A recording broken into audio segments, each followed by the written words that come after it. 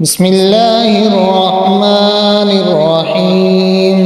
اللهم صل على سيدنا ومولانا محمد وعلى آل سيدنا ومولانا محمد صاحب التاج والمعراج والبراق والألم دافع البلاء والوباء والقحط والمرض والألم. اسمه مكتوب مرفوع مشفوع منقوش في اللوح والقلم. سيد العرب والأجم. جسمه مقدس مؤطر مطهر منور في البيت والحرم. شمس الضحى بدر الدجى صدر الأولى نور الهدى كهف الورى مصباح الظلم. جميل الشيم شفيع الأمم صاحب الجود والكرم.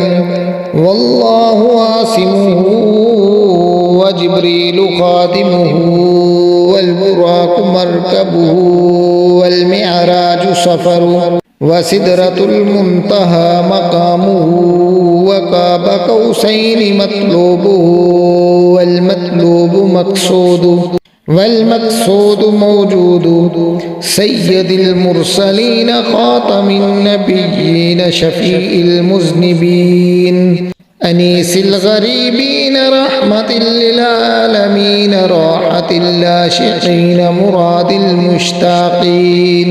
شمس العارفين سراج السالكين مصباح المقربين محب الفقراء والغرباء واليتامى والمساكين. سيد الثقلين نبي الحرمين إمام قبلتين وسيلتنا في الدارين صاحب قاب قوسين محبوب رب المشرقين ورب المغربين. جد الحسن والحسين مولانا ومولى الثقلين أبي القاسم محمد بن عبد الله نور من نور الله. يا أيها المشتاقون بنور جماله بلغ العلا بكماله كشف الدجى بجماله حسنت جميع خصاله. صلوا عليه وآله وصحابه وسلموا تسليما كثيرا كثيرا كثيرا.